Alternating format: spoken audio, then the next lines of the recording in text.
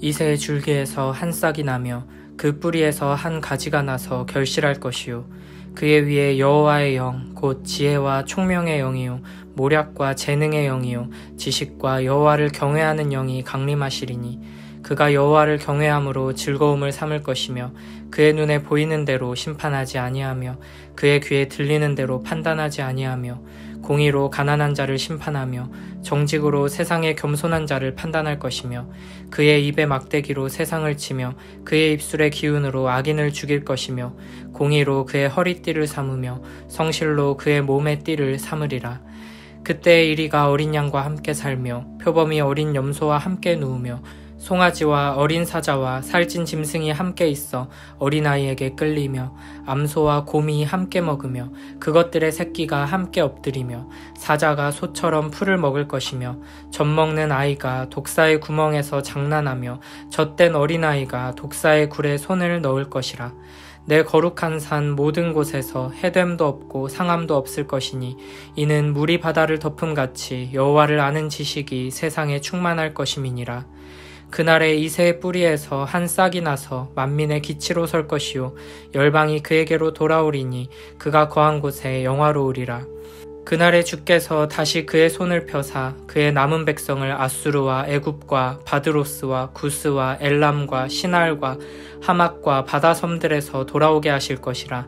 여호와께서 열방을 향하여 기치를 세우시고 이스라엘의 쫓긴 자들을 모으시며 땅 사방에서 유다에 흩어진 자들을 모으시리니 에브라임의 질투는 없어지고 유다를 괴롭게 하던 자들은 끊어지며 에브라임은 유다를 질투하지 아니하며 유다는 에브라임을 괴롭게 하지 아니할 것이요 그들이 서쪽으로 블레셋 사람들의 어깨에 날아앉고 함께 동방 백성을 노략하며 에돔과 모압에 손을 대며 암몬 자손을 자기에게 복종시키리라. 여호와께서 애굽 해만을 말리시고 그의 손을 유브라데 하수 위에 흔들어 뜨거운 바람을 일으켜 그 하수를 쳐 7갈래로 나누어 신을 신고 건너가게 하실 것이라. 그의 남아있는 백성 곧 아수르에서 남은 자들을 위하여 큰 길이 있게 하시되 이스라엘이 애굽 땅에서 나오던 날과 같게 하시리라. 앞서 10장에서는 대적에게는 심판이 임할 것이고 남은 자에게는 구원이 임할 것이니 남은 자들은 두려워하지 말라고 말씀하셨습니다. 그리고 오늘 본문에서는 이스라엘의 남은 자들의 회복에 대해 말씀하십니다. 이새의 줄기에서 한 싹이 나며 그 뿌리에서 한 가지가 나서 결실할 것이요. 이 모든 심판과 구원을 이루실 분, 7장에서 나왔던 임마누엘 아기 예수 그리스도에 대한 예언이 다시 등장합니다. 예수님께서는 다윗의 후손으로 오십니다. 그런데 여기서는 다윗의 줄기라고 하지 않고 다윗의 아버지인 이새의 줄기라고 표현하고 있습니다.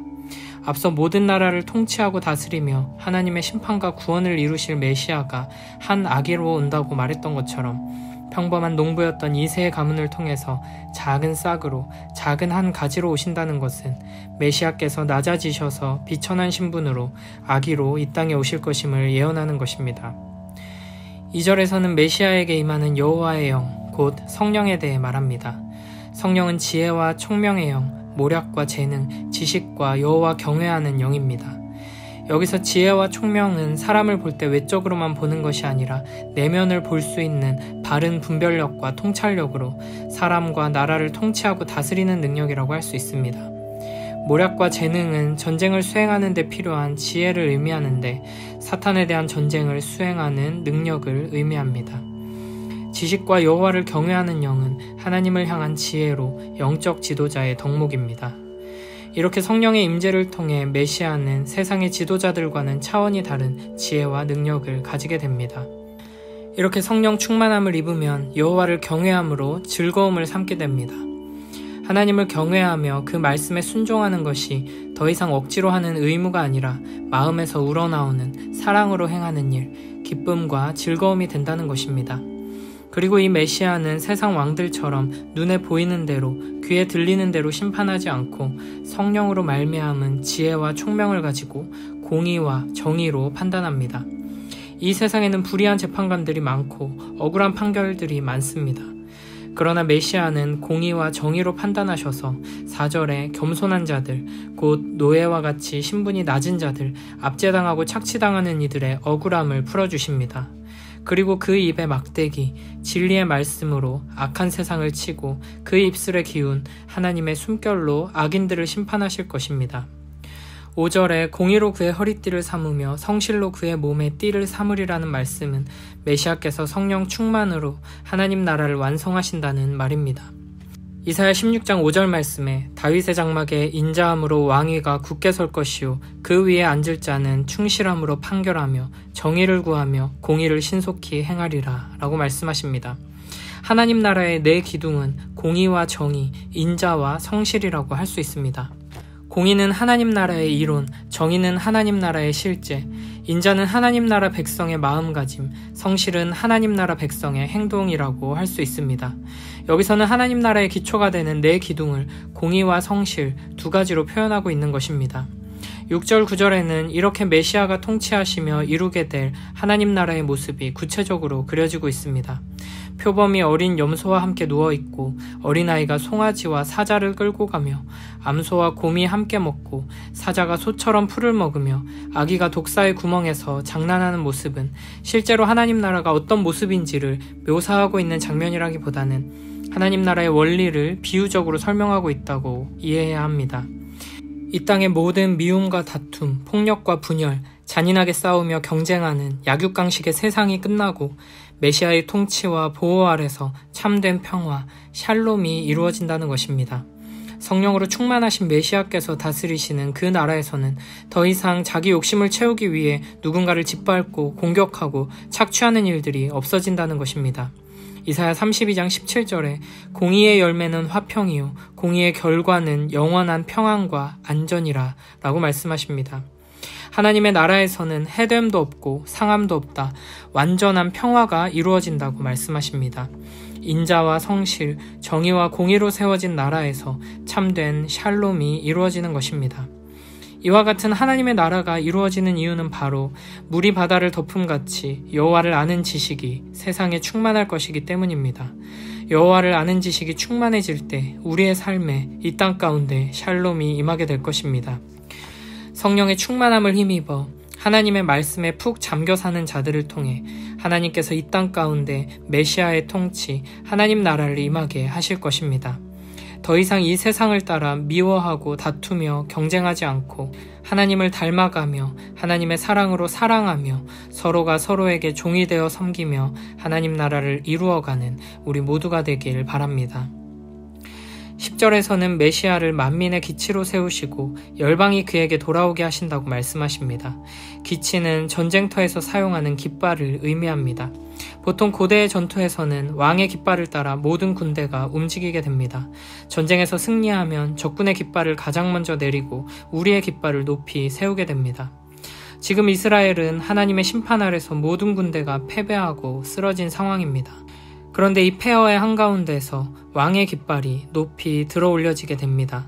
전쟁에서 완전하게 패배한 것처럼 보였지만 놀랍게도 왕이 여기에 있으며 승리했다는 소식이 선포된 것입니다.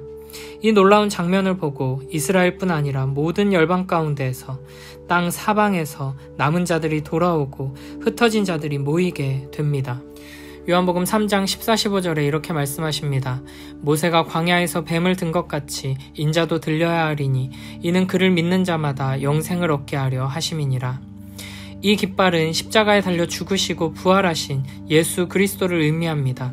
이스라엘 백성들이 모세가 광야에서 높이 들어올린 놋뱀을 보고 살아났듯이 십자가에 달려 높이 들리신 예수 그리스도를 통해 온 세상이 여러 나라, 여러 민족들이 하나님께로 나아오게 된다는 것입니다. 요한복음 12장 32절에 내가 땅에서 들리면 모든 사람을 내게로 이끌겠노라 하시니 라고 말씀하십니다. 하나님의 궁극적인 목표는 이스라엘을 통해 온 열방 가운데서 하나님의 자녀들을 불러 모으는 데 있는 것입니다. 13절부터는 이렇게 사방에서 모인 하나님 나라의 백성들이 무엇을 하는지 이야기합니다. 원수처럼 으르렁대던 에브라임과 유다가 관계를 회복합니다. 6절 9절의 모습처럼 평화가 찾아오고 사랑 안에서 하나가 되는 놀라운 일이 일어납니다. 죄인들은 분열하고 서로 미워하며 죽고 죽이는 것이 자연스러운 모습입니다. 그러나 메시아의 깃발 아래 모인 자들, 예수 그리스도의 십자가 은혜 아래 회복된 하나님 나라 백성들은 예수님께서 그렇게 하신 것처럼 하나님을 닮아 서로를 사랑하고 베풀고 섬기며 하나가 됩니다. 14절에서 동방 백성을 노략하며 에돔과 모압의 손을 대며 암몬 자손을 자기에게 복종시킨다 라는 것은 이 세상 제국과 똑같이 힘으로 압제하고 착취한다는 것이 아니라 마치 예수님께서 귀신 들린 자를 구하기 위해 귀신을 쫓아내시는 것처럼 악한 세력을 몰아내고 악에서 구해내는 회복의 역사를 의미하는 것입니다. 15, 16절에서는 하나님께서 애굽 해만 곧 홍해를 말리시고 유브라데 강을 7갈래로 나누어 신을 신고 건너가게 하신다고 말합니다. 하나님께서 이스라엘을 애굽에서 구원해내신 그 능력, 그 사랑으로 큰 길을 열어 온 세상 가운데 남은 자들이 모두 주님께로 돌아오게 하신다는 것입니다. 그날에 이새의 줄기에서 나온 한 싹, 메시아의 승리의 깃발 아래에 온 땅에서 하나님 나라 백성들이 모이게 되고 영광스러운 하나님 나라가 임하게 될 것입니다. 이 모든 예언은 머지않아 완성될 하나님 나라에서 온전히 성취되게 될 것입니다. 이 아름다운 언약의 성취를 바라보고 소망하며 살아가는 우리 모두가 되길 바랍니다. 그리고 우리는 바로 지금 여기에서 이 아름다운 하나님 나라를 누리며 살아가도록 부름받았습니다. 우리가 하나님 말씀에 순종할 때, 하나님을 사랑하고 이웃을 사랑할 때 우리 안에 하나님 나라가 그 빛을 발하게 될 것입니다. 하나님 나라를 소망하며 하나님 나라를 누리며 영광스러운 하나님 나라 백성으로 살아가는 우리 모두가 되길 바랍니다.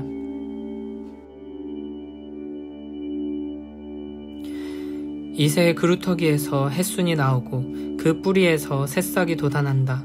야훼의 영이 그 위에 내린다. 지혜와 슬기를 주는 영, 경륜과 용기를 주는 영, 야훼를 알게 하고 그를 두려워하게 하는 영이 내린다. 그는 야훼를 두려워하는 것으로 기쁨을 삼아 겉만 보고 재판하지 아니하고 말만 듣고 시비를 가리지 아니하리라. 가난한 자들의 재판을 정당하게 해주고 흙에 묻혀 사는 천민의 시비를 바로 가려주리라. 그의 말은 몽치가 되어 잔인한 자를 치고 그의 입김은 무도한 자를 죽이리라. 그는 정의로 허리를 동이고 성실로 띠를 띠리라. 늑대가 새끼 양과 어울리고 표범이 순념소와 함께 뒹굴며 새끼 사자와 송아지가 함께 풀을 뜯으리니 어린아이가 그들을 몰고 다니리라. 암소와 곰이 친구가 되어 그 새끼들이 함께 뒹굴고 사자가 소처럼 여물을 먹으리라. 젖먹이가 살무사의 굴에서 장난하고 젖된 어린아기가 독사의 굴에 겁없이 손을 넣으리라.